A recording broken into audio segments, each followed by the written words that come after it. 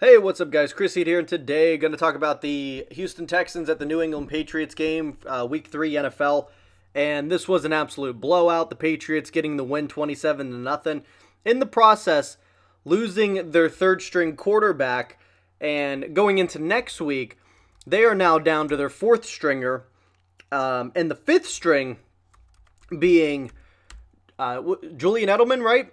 So they only have one more week, and then Tom Brady comes back. But, I mean, absolutely crazy that, yeah, now they are down to their fourth and essentially a wide receiver about to play quarterback. He did play in college, though. I want to say it was college, Edelman. But nonetheless, let's talk about this game. The Patriots getting the win.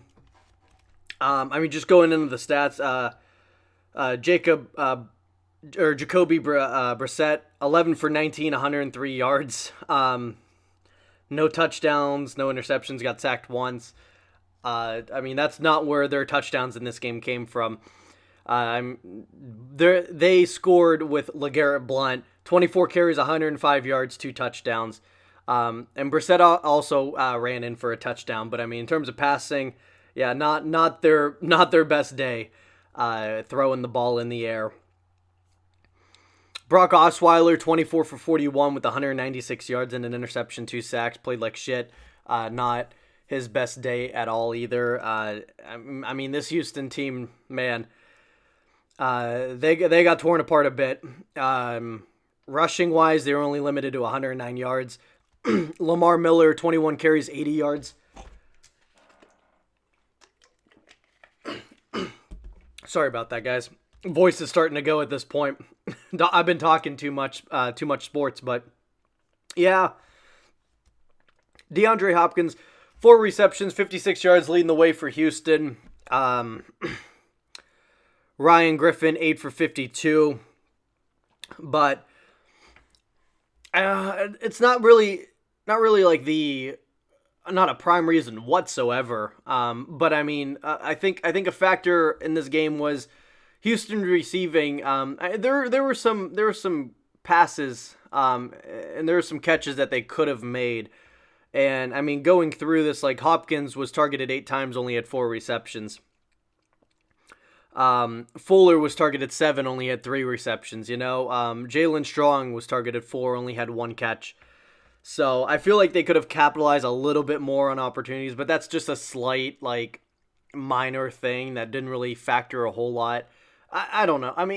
Yeah, it could have, but I don't know. At the same time, I got New England over here.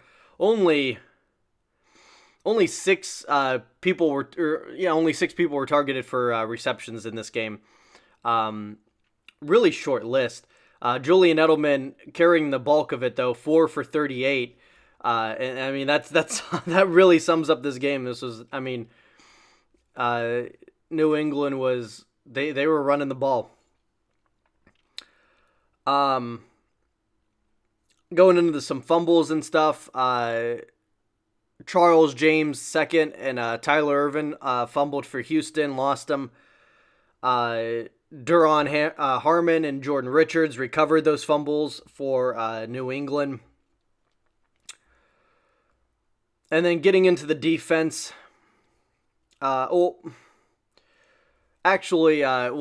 Jamie Collins picked off one of Osweiler's passes. I will say that when we talk about fumbles and interceptions, I felt like I should have linked those two together. But Benarjix McKinney leading the way for Houston with 6 solo tackles, a sack, and a QB hit. The team on the day only had 1 QB hit from him. They also had 1 pass defense, and they also had 1 sack. And then after that, Kareem Jackson, alright game, 4 solo tackles. J.J. Watt, not really a factor in this game for Houston, but I don't want to make it sound like that's the only reason. That's the reason they lost. It's a team game. Jamie Collins leading the way for New England. 8 solo tackles and a pass defense. The team on the day, 5 pass defenses, 4 QB hits, 2 of them from Anthony Johnson, that's my B. 2 of them from Jabal Sheard. Talking about those 2 QB hits. He also had 3 solo tackles and 2 sacks. And those were the only 2 sacks that the team had on the day. But Malcolm Butler, Trey Flowers, Logan Ryan, all with pass defenses, had a good game. Also with Ryan and Flowers with 3 solo tackles, Malcolm with 2. Jonathan Freeney with 4 solo tackles on the day. All in all, this New England's defense had a really good game, man. They improved to 3-0. Houston down to 2-1. So still very early into the season. The Patriots got to survive one more week, and then they'll have Tom Brady back. So, but the thing is, if Brady goes down, and then who's the backup? Because they're already out.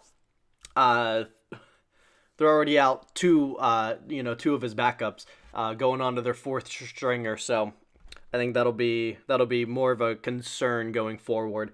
So I'm going to get out of here. Still got a number of these to do. Get into the Thursday game a little bit later than what I wanted to, but I'm going to pile all these together. That's why I kind of waited on this one. And I had to get a couple other videos done. This was a bit of a busier week than usual. So hope you guys can understand. And I'll talk to you guys on the next video. Until then, you guys have a good one.